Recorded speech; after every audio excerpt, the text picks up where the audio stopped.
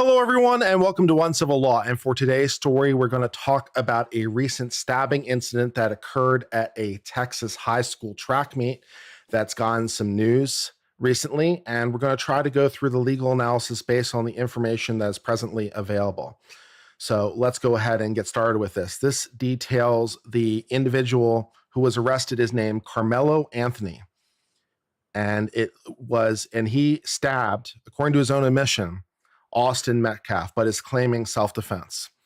So we're going to try to go through basically what happened. So this happened at a track meet on April the 2nd of 2025.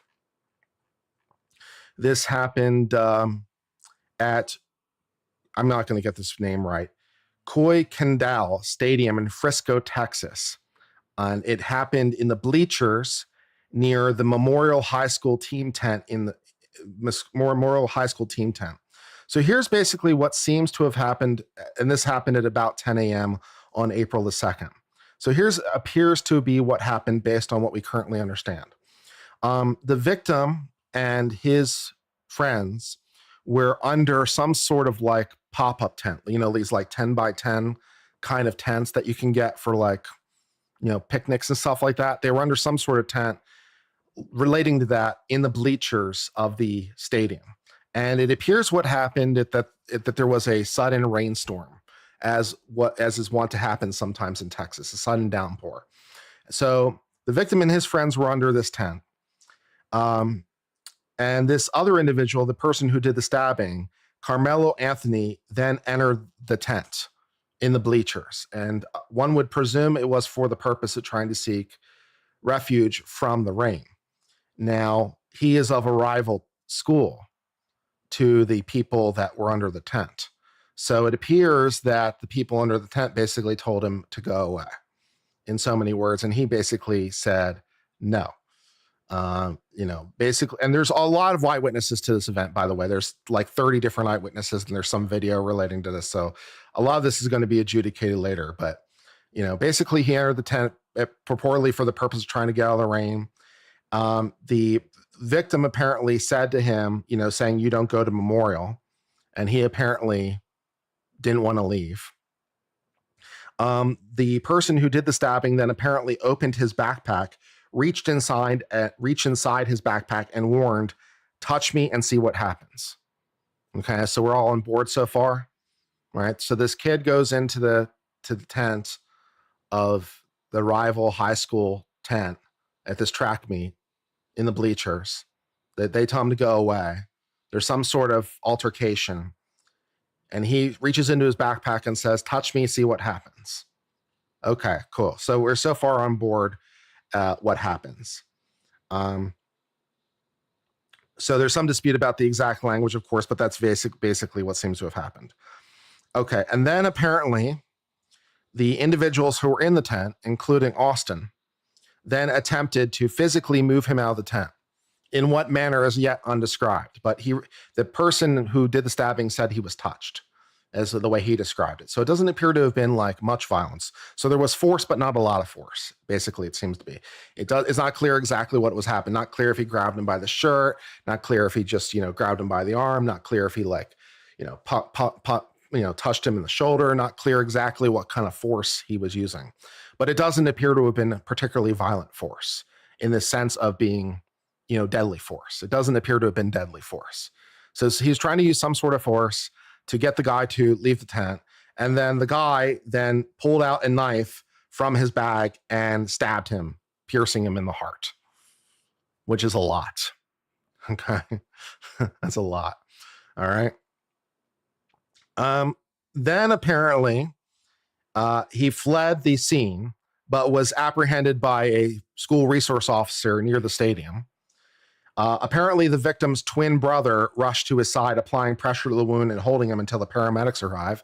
So that's pretty dramatic. His twin brother literally holding his twin brother as he, presumably gasps his last breath. That's got to leave a memory.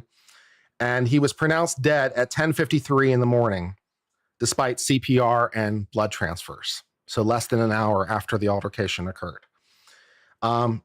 He apparently told officers unprompted the person who did the stabbing told the officers unprompted, I was protecting myself, and also saying, quote, I'm not alleged, I did it. Apparently also asking if Alston would survive and whether his actions could be deemed self-defense. So this is the fact pattern as we so far have it. And more details may yet emerge, as one would expect, as the case proceeds. But this is what we sort of have at the moment. So let's run down our legal analysis so that we can try to understand what posture we're in. Okay. So first of all, Texas is, of course, a stand your ground state, but that isn't particularly relevant to the situation. What stand your ground means is that you're not required to flee if you're confronted and required to move, right? So if I come up to you and I'm threatening you, you're not required to first attempt to flee. Some states require you to flee. Texas is not one of them. You're allowed to stand your ground. You're allowed to stand on your rights and be like, no, I'm not moving, right? I'm not in the wrong. You're in the wrong. Basically make me. So, but that doesn't get you very far in the legal analysis, stand your ground. Because even with stand your ground, you still have to go to fundamental use of force doctrine in any event, and you're still back to the fundamental concept of you can only use deadly force in response to a threat of deadly force or grievous bodily harm, right? That's the standard. An imminent threat of death or grievous bodily harm, then you can use deadly force in response to that threat. And what we have so far doesn't appear to lend itself to that. It doesn't appear, based on what we understand, that anyone else under the tent was involved in this physical altercation. So it doesn't look like it was a coordinated activity. If more than one person were involved, in the physical force, that might change the analysis, because the bigger the threat, right, then the more the force is justified. So if one person is attacking you versus 5 people is attacking you, that's a very different posture. But it doesn't appear that's the situation. It appears it was just a one-on-one confrontation based on what we know so far. So it doesn't appear that the force multiplier of the number of people changes the analysis. And also doesn't appear, based on what we understand so far, that the individual went in there to provoke it. He wasn't trying to provoke it. So that doesn't change the analysis, right? He wasn't going in for the purpose of starting a fight. That doesn't seem why he was there initially. It seems like he was there initially just to seek refuge from the rain, and then didn't like being told to leave. And but that, he wasn't there to provoke a fight. So as far as I can tell, the first actor in the self-defense analysis, the first person to act, is the victim in the provocation by the touching him. Now, exactly what form the touching takes place will obviously shift the analysis, but it doesn't appear that we're into a lethal self-defense analysis. So kind of no matter what amount of force we're in, right, it doesn't appear to justify deadly force. So there is this concept, however, in some states, including Texas, as best as I can understand, called imperfect self-defense. So perfect self-defense is basically I use deadly force in response to deadly force. Imperfect self-defense is I use deadly force in response to non-deadly force. So this might be a situation of imperfect self-defense because the victim potentially used force, battery, of a nature that was that was non-deadly force, therefore potentially warranting a non-deadly response, right? He might have been able to use a non-deadly response, but he used too much force. Thus, potentially imperfect self-defense. Imperfect self-defense, if successful, would drop the count from murder to manslaughter. That would be the practical effect of it. But of course, it has to be accepted by a jury, right? The mere fact you can offer the defense doesn't mean the jury will have to accept it. And the jury's willingness to accept the defense is going to be based in no small part based on more details about exactly what the nature of the touching was. It makes a big deal of a difference versus, I was just poking you versus I took a swing at you, right? That there's a pretty wide latitude in that. So whether or not that in some sense partially justifies the lethal self-defense is up to a jury, and that's going to swing, one would imagine, based on the details relating to the touching. Of course, it could also shift the analysis if the person who was the perpetrator had any previous encounter either with this person specifically, or if he had knowledge of this person's reputation, just as a hypothetical. So I'm not saying any of these things are true. I'm just saying they could impact the analysis. So, for example, if he had prior interactions with this individual in which, he was particularly, beating this individual up, like just thrashing him, and that was like a common thing for him, he might have therefore been able to perceive this as being akin to that. If, for example, the victim had previously said, like, if I see you, I will kill you later, right? That's sort of what we saw in Kyle Rittenhouse for that kind of situation. So if there was a threat made previously, that might change the analysis. If he had knowledge, if he actually had knowledge of this guy's reputation, assuming it existed, of him being a bully who just thrashes and beats up people, that might change the analysis. But we don't really have any of those facts right now. But those are factors that could change the analysis. And all those factors, of course, if they did exist, would then change the probability of what he did being more proportional or more reasonable based on the perception of the threat, if those facts can be delineated out. So those are sort of all the factors there. As to the idea that he was under their tent, I don't really think that gets anyone anywhere, because the tent, as best as I understand it, was in the bleachers. It was in a public space. And you can't just transform public space into private space.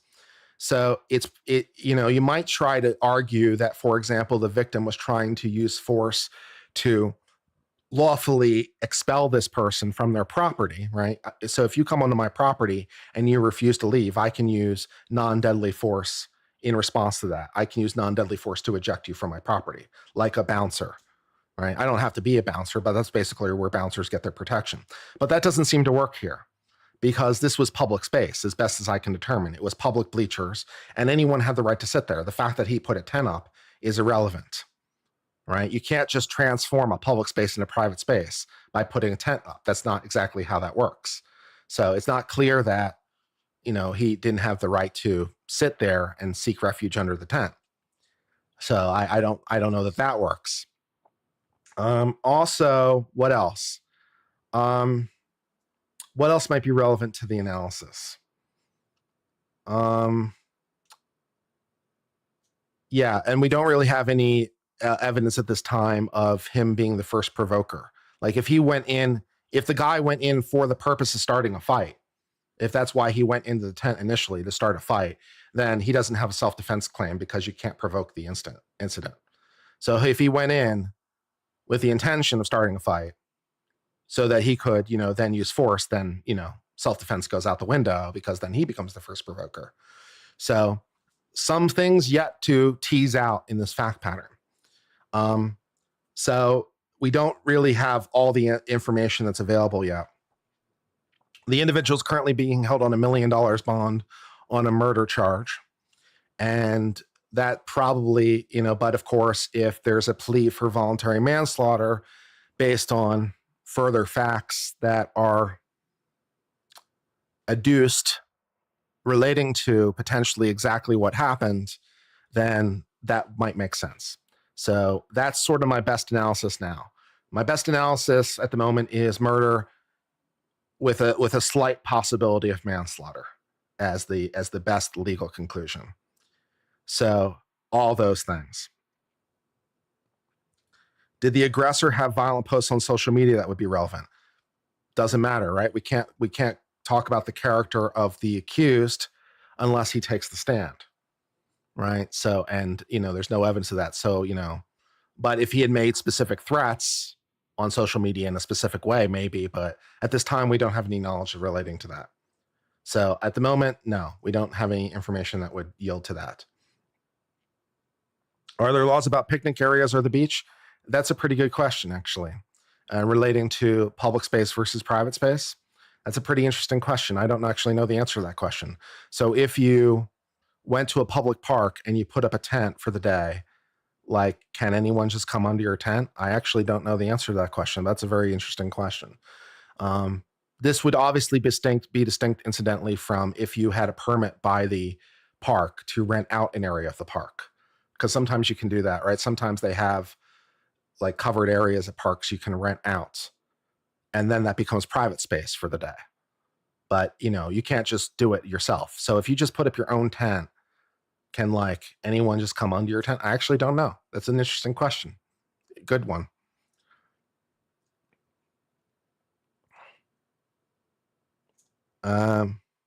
Defense counsel is asking for reduction, saying $1 million is excessive. It may be excessive. It might be excessive for the situation. So, without more, it's kind of impossible to say. If it's excessive or not.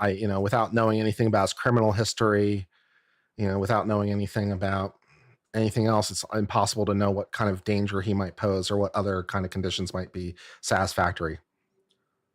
What about the knife at the school event? The knife at the school event is irrelevant to the analysis. The fact that he had a knife at the school event is irrelevant. Even if the possession of the knife was illegal, it doesn't matter. It doesn't change the self-defense analysis. Now, he might be guilty of something else. He might be guilty of possessing a weapon at a school, but it doesn't change the self-defense analysis. Even if you were a felon in possession of a firearm, right, and you use that weapon to defend yourself, it wouldn't change the self-defense analysis. You might be guilty of being a felon in possession of a firearm, but it doesn't change the self-defense analysis. So even if the weapon was illegal, it doesn't change the factors in play.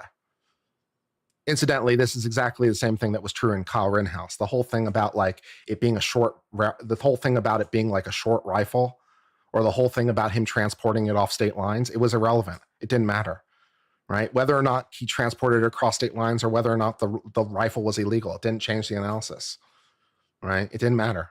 He might have been guilty of something else, but it didn't change the self-defense analysis. So the whole thing was stupid, legally.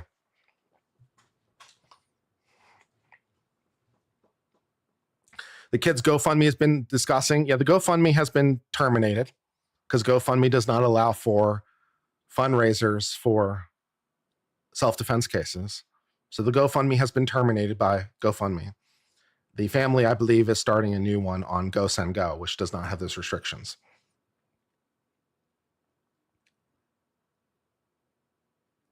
Each school team has a designated seating and tents set up for students athletes. It's pretty normal for track meets. Fair enough. Yeah, maybe. But I don't know. Maybe. I mean, even if I'm not sure how much it changes the legal analysis, to be honest, because even if the team had the right to expel him, I'm not necessarily sure that the high school student did. But if it turns on the fact that there's a quasi private property right in the tent, that would be pretty interesting. And then, of course, if there was a quasi private property right in the tent, then presumably he was using lawful force to expel him from the tent, which therefore, if it was lawful force, then you wouldn't be able to use that as the first act because it was lawful, right? So if there's some sort of quasi property right, then the imperfect self-defense goes away and we're just back to murder.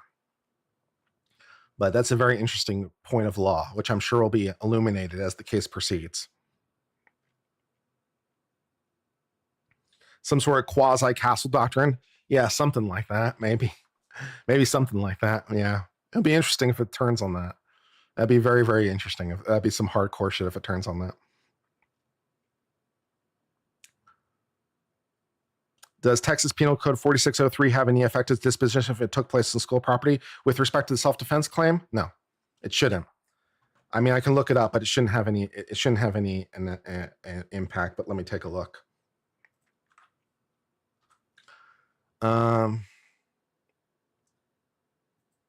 Yeah, no, it shouldn't have. It shouldn't have any impact on the self-defense analysis that the weapon might have been prohibited. Yeah, it shouldn't. It shouldn't matter. One person's right to self-defense does not negate another person's right, though, correct? I don't know what you mean. Would it have to be the killer was in some kind of legal fault? I think you're asking the question poorly. If he has a right to self-defense, he has a right to self-defense. And the right of self-defense is based off reasonable perception, not necessarily reality. If a reasonable person would perceive a threat, not necessarily the reality of the threat. So, but that was true also for Rittenhouse as well. So, yeah. Only so many characters? That's fine. I understand. Is it possible for both parties to be acting in self-defense based on their perceptions? Yes, that is possible. We actually had that scenario teased out a little bit in Rittenhouse with that exact scenario, right? Wasn't it Gershkowitz was his name? The guy who came up on Rittenhouse with his gun, his Glock, right? And he came up on him. Like there was a reasonable argument, at least there was a reasonable argument to be had that Gershkowitz was acting lawfully in defense of others. And that also did not negate Kyle Rittenhouse's self-defense claim. It's possible they both had a valid claim at that moment, which is an interesting aspect of law, but it was true. So yes, it's possible that they could both have a valid self-defense claim. That's true. Yeah. Strange things sometimes in law. Lucky there was a video for Kyle. Yeah, no doubt. Although the video didn't necessarily change that, right? Because again, if Gershkowitz had shot Kyle Rittenhouse and Gershkowitz was on trial, right? He had a pretty reasonable defense of others claim. So if it had gone a different way, he might have been on trial and might have had a valid claim against Kyle. Stranger things. Rittenhouse was fleeing a mob. He was on his knees when the guy came up to him on the Glock. Yeah, I understand that, but it's not necessarily clear that Gershkowitz understood that. See, you have to remember different points of view and different perspectives, right? Because it's based on what you know and what you don't know. So the question is, what did Gershkowitz know? Right? Not what was necessarily true in reality, but what was possible for him to reasonably perceive. What might a reasonable person perceive? And was it possible for him to reasonably perceive that Kyle Rittenhouse was a mass shooter? Was that reasonable? Based on what happened? Maybe. Yeah, it's possible. So then he might have a valid cause of action against others, right? What is true in reality and what is true in his perception are not necessarily the same. You have to remember like what people know and what they don't know, because that's self-defense is based on perception, reasonable perception, but still.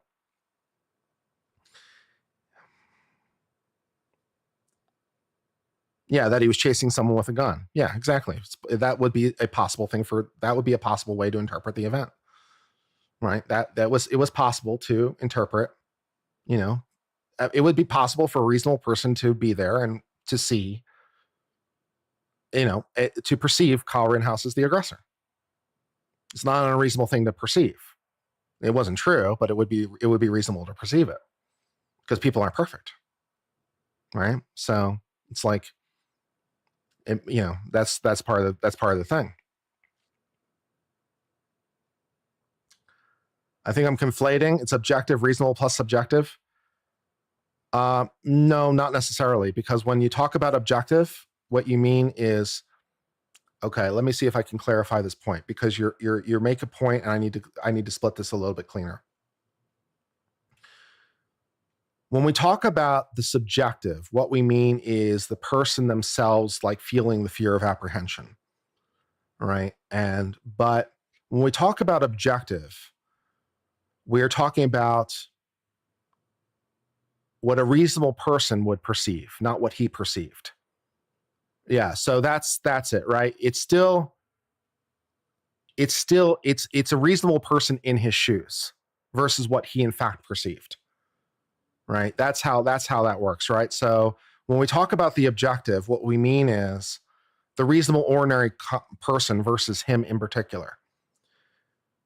So when we say subjective, what we mean is, well, what did he think in his own mind? That's subjective. Subjective is purely what did he think in his own mind, reasonable or not. Delusional or not is subjective. Objective is what would the reasonably prudent person think, right, in his stead? What would they think? And so the question in the objective frame would a reasonably prudent person of ordinary normal common intelligence, with a reasonably prudent person observing what they could observe in the moment in real time, could a reasonably prudent person perceive Kyle Rittenhouse as the bad guy? And I think the answer is plausible. I'm not saying necessarily the jury would necessarily buy it. I'm not saying that, he necessarily would succeed on a self-defense claim. I'm saying it's plausible. He had a plausible self-defense claim in the event that he killed Kyle. Whether or not it would be proven out, whether or not a whole other things, we don't know. I mean, that trial would have looked very different. It would involve different witnesses with different testimony. We would have had to get into his frame of reference. So we don't have enough information, but it was plausible based on what we do know. So that's what I'm trying to tell you, at least in my humble opinion. Kyle was fleeing towards the cops. Again, I think you're confusing what is true in reality, what's true in perception. Was he in fact fleeing towards the cops? Maybe, but is that necessarily what a reasonably prudent person would perceive? Or would they just perceive that he's fleeing the scene of the crime? Right? Could a reasonably prudent person, an ordinary common person of normal common intelligence, observing what they observe, conclude that Kyle Rittenhouse was the initial aggressor and was trying to flee the scene? Could a person perceive that? Could they perceive that he continued to pose a threat to the public? I think so. I think it's plausible.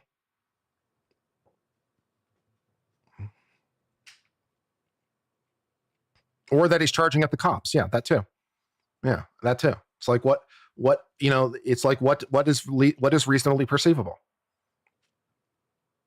So yeah, in that moment, when Gage pointed his gun at Kyle and Kyle pointed his gun at Gage, right? In that moment, they might have both had a valid self-defense claim in that movement. Kyle got to him first, and thus history was written. But if it had gone the other way, who knows? Right? So yeah. If people are telling you to leave and maybe pushing you away, pointing a knife and stabbing them is non-self-defense. Well, it would be imperfect self-defense potentially. As I said, right? It might be imperfect self-defense. As to whether or not a jury would buy that depends on exactly what kind of force was being used and exactly what the nature of the threat was. Based on what we have right now, it doesn't look like a very good claim. It seems to be a very thin claim. It makes the burden of production, which is, just basically anything. It makes the burden of production, but does it satisfy the burden of proof? Not based on what we know, but it's a plausible defense, so I made a point of highlighting it. It doesn't appear to be true, but we don't have enough to know for sure right now. So I was like, okay, I'm going to tell you something that could potentially, be illuminated potentially down the line. There's enough at play here to make a point of noting it.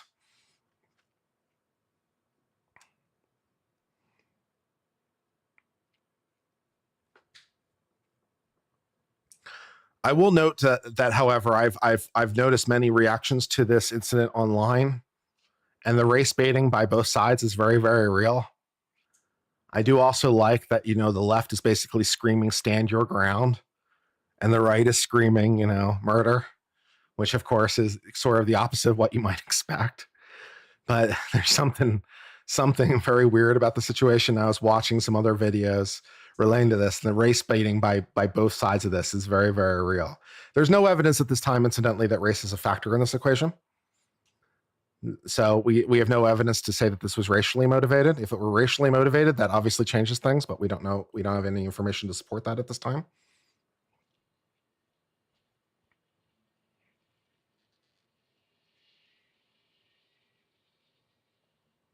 Yeah, I mean, Rittenhouse's claim was better than Gage's, no doubt. Yeah, Gage didn't necessarily have firsthand knowledge. Yeah, Gage's self-defense claim was weaker. Yeah. And I don't know whether or not, off the top of my head, the state is one in which you have to be right in fact when it is a defense of others analysis, which then would also change the equation, whether or not you have to actually be right in fact or right in perception is enough. Because some states, when it's defense of others, actually require you to be right in fact, not just merely right in perception.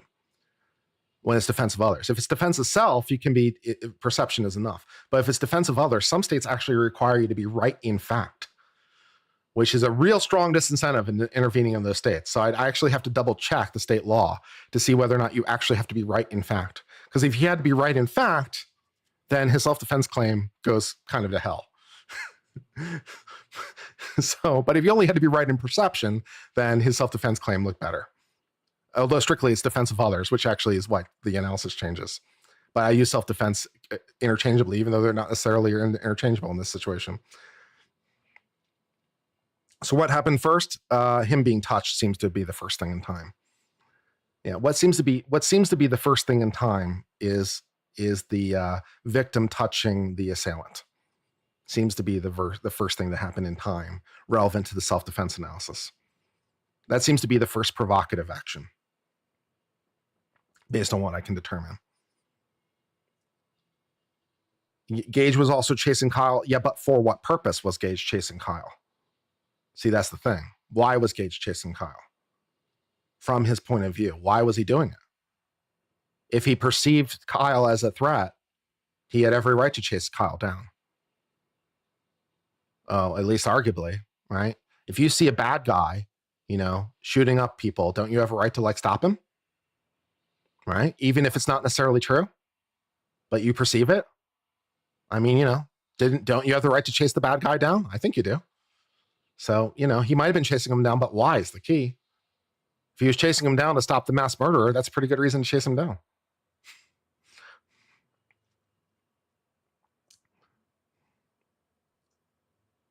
Yeah, the one person who single-handedly destroyed Gage was Gage himself. He was destroyed on cross.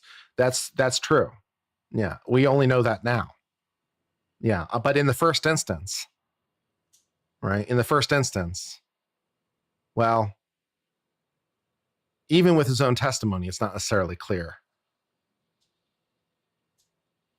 that, even with his own testimony, it's not necessarily clear because Gage's testimony was essentially, as memory serves, that he pointed the gun at Kyle when the gun wasn't pointed at him, I think was his testimony. He pointed the gun at Kyle first. But that doesn't necessarily destroy his self-defense claim if he had killed Kyle in the hypothetical, right? For the exact same reason that if, just assume that Kyle was in fact a mass murderer, and then you'll understand, right? Just assume it, and then you can get a lot further, right? If you just assume Kyle was in fact a mass murderer, then Gage Gerswish chasing him down and trying to cap his ass to stop him from shooting other people seems pretty reasonable, right? So now as long as you assume that to be true, it's pretty reasonable. And then all you have to go from there is okay, now don't assume it's true. Now just assume it's reasonable for him to perceive it as true, and you're basically there. Right? You just have to do one step. You just have to go from it's in fact true to it was reasonable for him to perceive it as true, and you're basically there. So, yeah. It did strengthen Kyle's self-defense claim versus Gage. Yes, it did. It absolutely strengthened Kyle's self-defense claim versus Gage. 100%. No doubt. Yes, it helped. It definitely helped with respect to his claim. Yeah.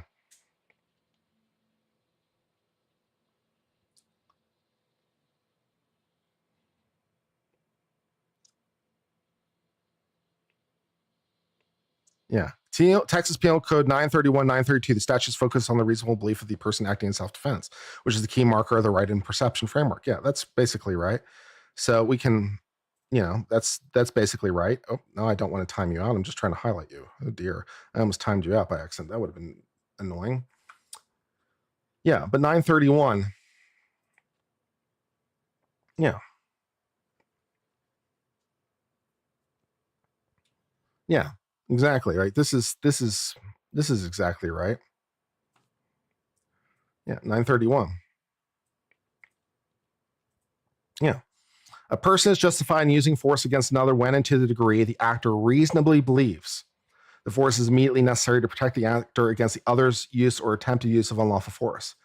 The actor's belief the force was immediately necessary as described by the situation is presumed to be reasonable, right? So it's how do you come to the belief in the reasonable, right? So, kind of sorry, exactly. So yeah, that's basically how that boils down. Yeah.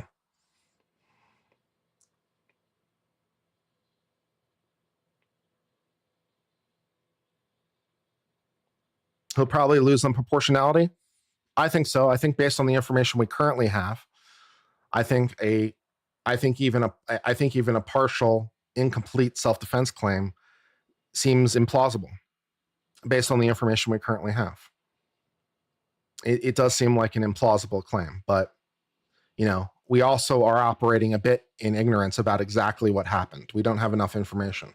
So far, I haven't seen a tape of the incident. So far, I haven't even seen a police report of the incident. So I'm basing it off news reports, which are secondhand accountings. So I was like, okay, since I'm basing it off secondhand accountings, it's like, okay, I don't feel like I have enough information to discount the possibility yet. It seems unlikely, but maybe somehow it will develop in his favor. It could happen depending on other factors. Yeah. Was there a significant size difference? Not to my understanding. They're both high school students. I don't believe there was a massive difference in size between the two. Not so much that it would change the analysis in that way, I don't think. No, I don't think so. Not based on what we know right now.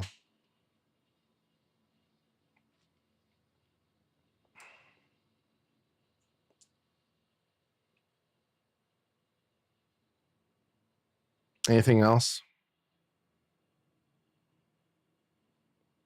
The victim threatened Anthony for being in the wrong tent. Well, at the worst, he didn't threaten him. At the worst, he used force. How much force is still a bit in dispute. But at the worst, the victim battered the assailant. That's the worst. At the worst, he battered the assailant. Now, how much is that battery is still a little unclear.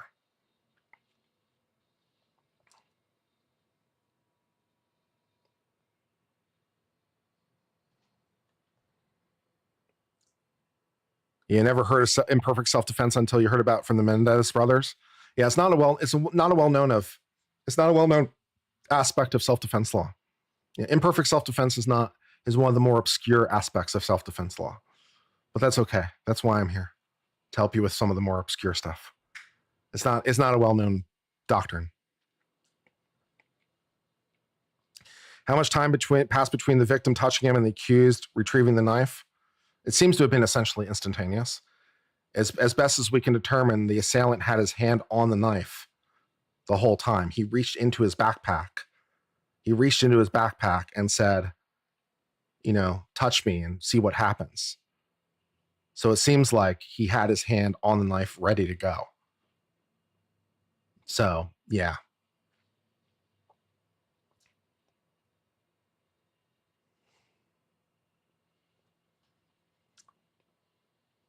Yeah, Zara says, I love how you stick to the law in my explanations. No, sometimes you'll get to hell because people don't understand the law. Interpretation is not opinion-based.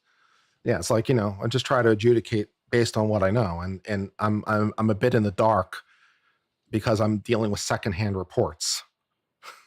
I'm dealing with secondhand reports. I'm a bit in the dark. I really like a copy of the official police report. That would help a lot. Also, of course, anything he said during the interrogation obviously would change the analysis one way or another substantially. Right?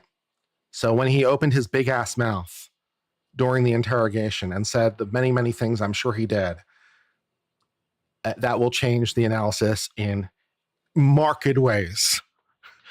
Marked ways. Possibly for the better for him, probably for the worse. Right? Possibly for the better, probably for the worse. But yeah, until we have a copy of the police report or see the interview, it's like, well, what can you do?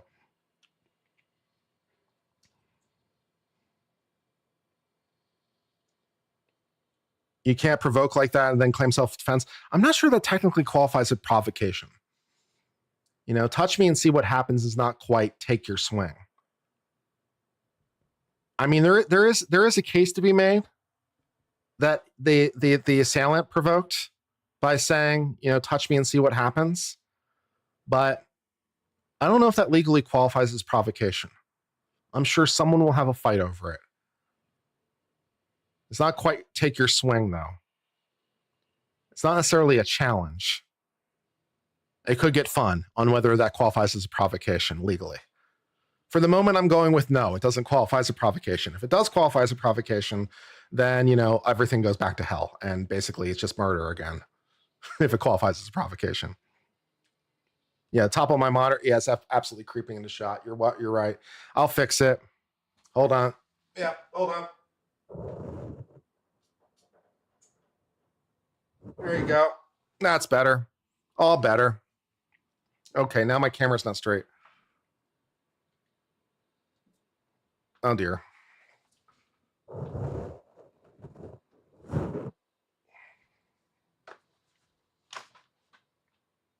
Is it straight again? That looks right. Yay.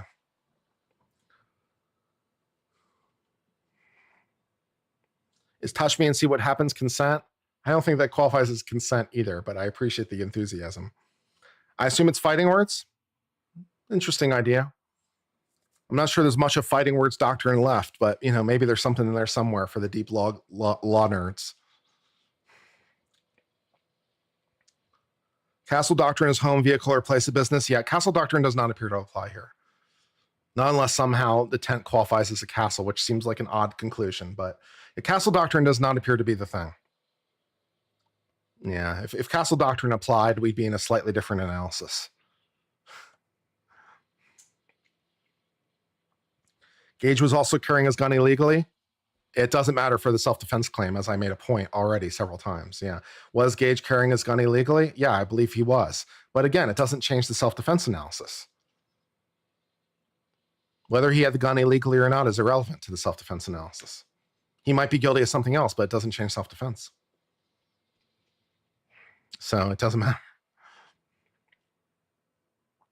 Do you have a duty to retreat from the tent? You don't have a duty to retreat, period, in Texas. Texas is a stand your ground state. You don't have a duty to retreat anywhere you have a lawful right to be, tent or otherwise. There's no duty to retreat, period. So no, you don't have a duty to retreat from a tent either.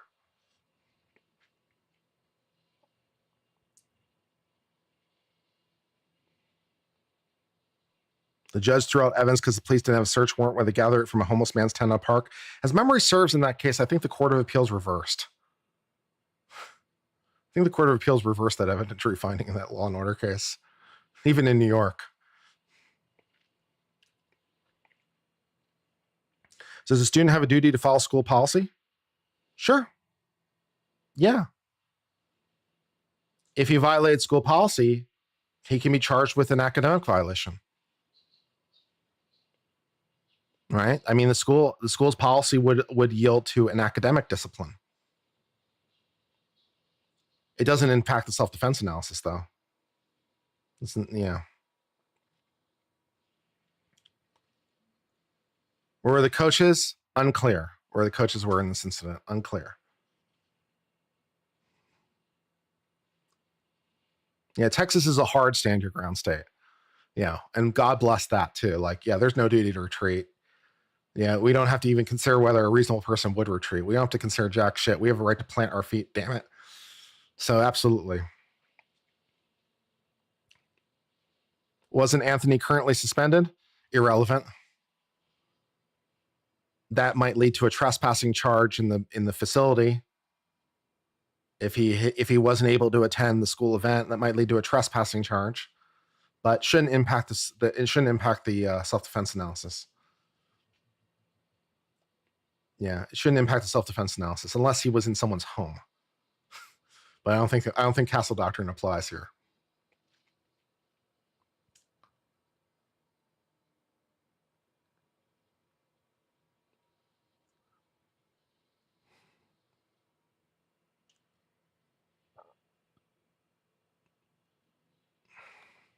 The touch me and see what happens would depend on how it's said. Could well do. Could very much well do. It could very much come down to tonality instead of strict words. And for that matter, it's going to come down to strict words. So at this point, we're adjudicating based on secondhand reporting of what he said. Right? So what he said is going to change this analysis quite a lot. So yeah, what the exact words and exact tonality is going to change this analysis quite a bit. But since we don't know that right now, we can only go on what we know.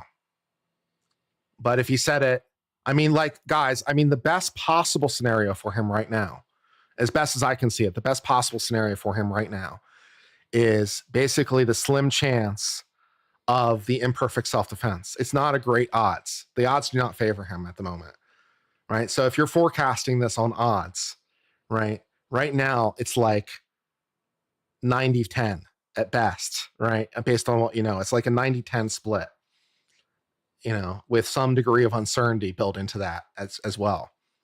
But yeah, it's like,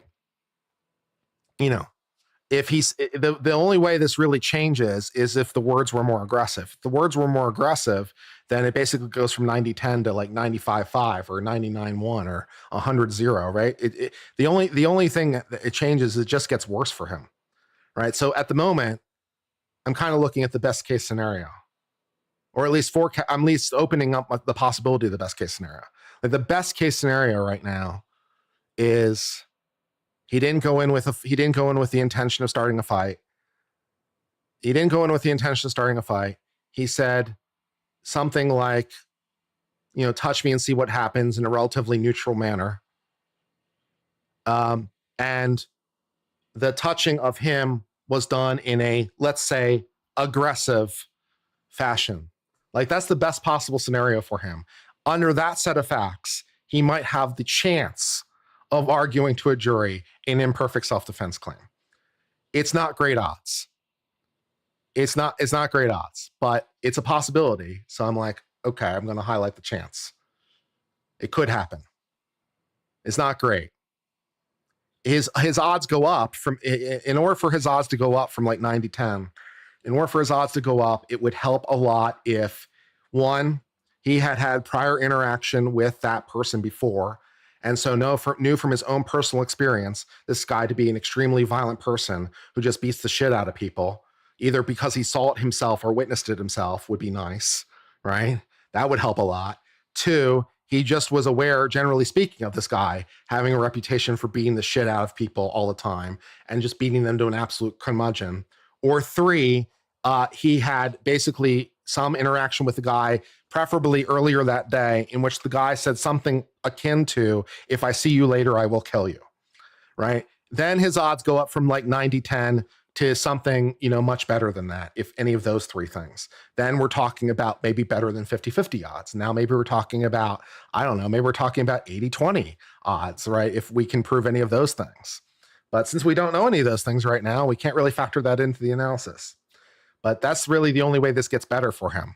Right now the odds do not favor him. Right now the pathways to victory do not favor him.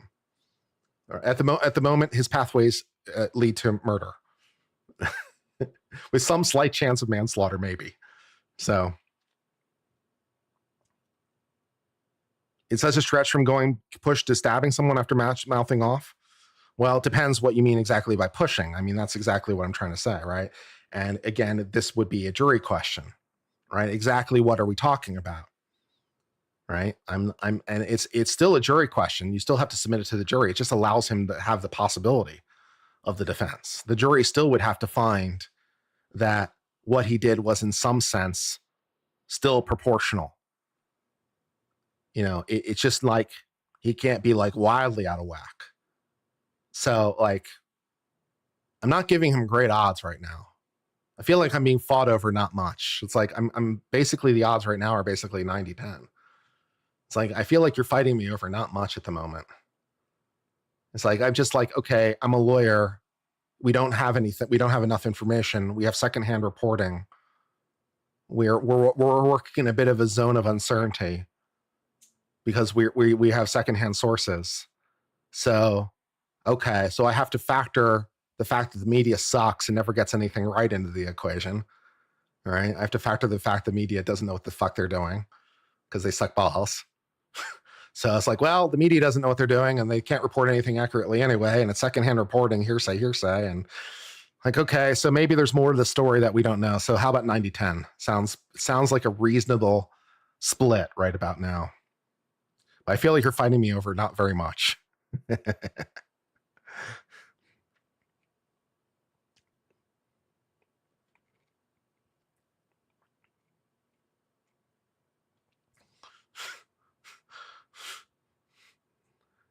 The best outcome is Anthony is first to third. The best outcome for him probably right now is like voluntary manslaughter. That's probably the best outcome is voluntary manslaughter. Sudden provocation, basically, heat of the moment. Yeah, the best scenario is voluntary manslaughter. Probably doesn't get much better than that. Not based on what we know. Yeah. It's going to be a murder charge to start. I'm pretty confident. Yeah, I don't think it's going to be a manslaughter charge. I think it's going to be a murder charge. They might plead down to voluntary manslaughter. I could definitely see that happening, depending on, what the prosecution is. I could see a plea to voluntary manslaughter. But I think they're going to charge murder. I think they're going to indict on murder and go from there. Keep their options open. I would if I was the prosecution. Yeah, I'm going to keep my options open. It's also way too early to plea bargain this case, incidentally, for the prosecution. They don't even know enough. Even with access to the file, they don't know enough at this point to plea bargain. They need to try to get many people they need to find everyone who has a videotape. They need to interview every witness. It's way too early even for them to consider a plea bargain. So they're going to proceed on murder, no doubt, while they figure things out and then change their mind maybe later. Will he be tried as an adult? I have no doubt in my mind. He'll be tried as an adult. Yes. I can't see him being tried as a juvenile. That doesn't sound right. No.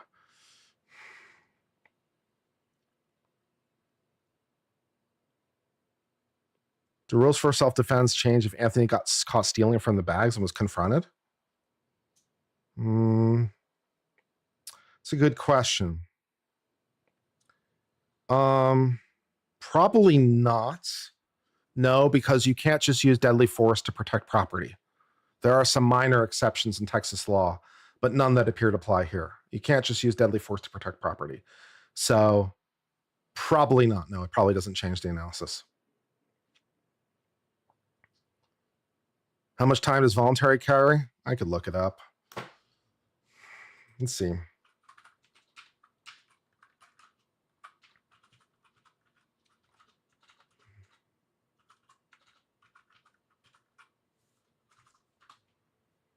Uh, 2 to 20. 2 to 20 years is the penalty for voluntary manslaughter.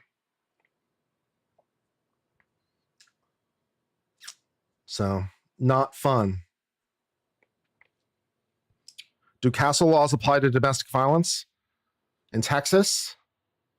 I don't know. I don't know the answer to that question.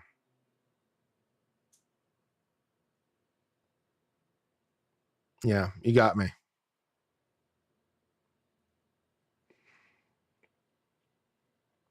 Can they charge the parents? I don't think they should in any event. So whether they can or not, I don't know. Yeah. Yeah, I don't think we should charge the parents. I really don't want to go down that road any more than we already have. Thank you very much.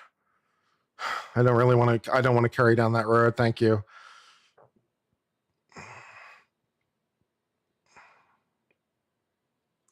The facts are entirely different from Crumbly's. They're different in many marked ways. That's true.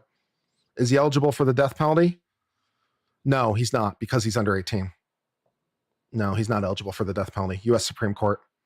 No.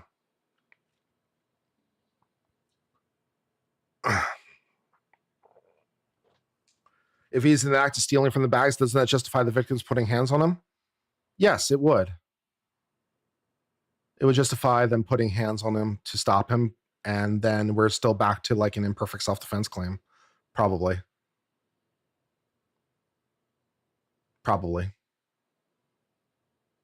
I think.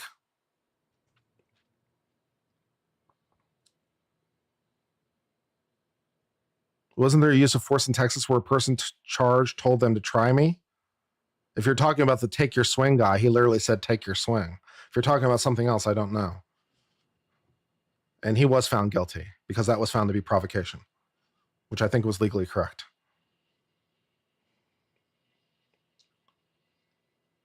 He might not get charged for the knife since Texas only restricts anything over 5.5 at a school. Yeah, I don't think that's necessarily true, and also I don't think it's the issue.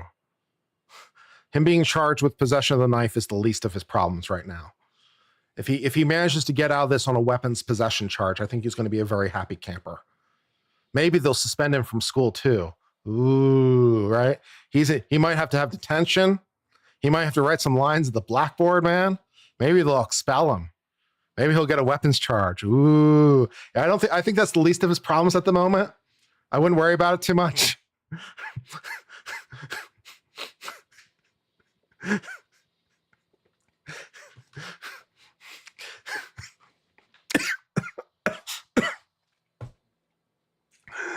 Yeah. All right, guys, this has been fun. I've had a fun day. I hope you had a fun day. By the way, does anyone happen to know where the Karen Reed jury is as of today?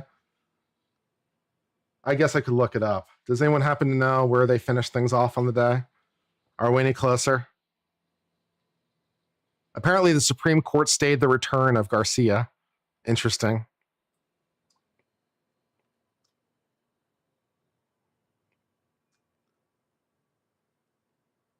Carrying a weapon as a felony and goes up to 5 years. Yeah. Again, I feel like that's also the least of his problems right now. Again, if he gets out of this on carrying a weapon in a school zone, 5 years, I feel like that's also the least of his problems. So I wouldn't really worry about the minutia right now. I think you're worrying about some of the minutia when you should be worrying about the murder charge, right? Ooh, he might be charged with carrying a weapon in a school zone. Okay, yeah, he might get 5 years for that. Ooh, exciting. Also, there's that murder charge. Maybe we should focus on that first. I don't know, guys, just saying. Still 10? Really? Wow. Okay, they're still at 10. Amazing. Amazing. This jury selection will never stop. No new jurors? Unbelievable. Unbelievable. They didn't get through anybody today? Unbelievable.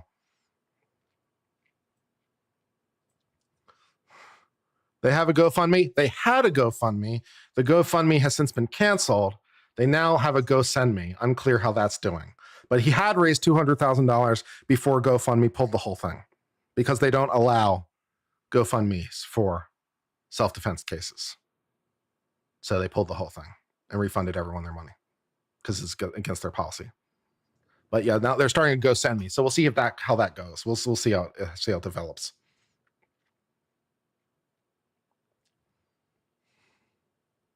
How they not find one juror today? How they not find even one juror? They couldn't find one juror in the entire Commonwealth, my kingdom, for a juror. Really? Couldn't find anybody?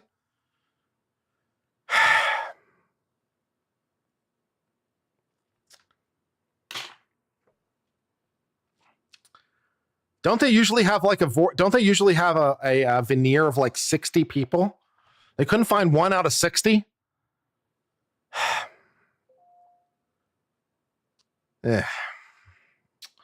Lame. They only had 45 today? Oh, okay.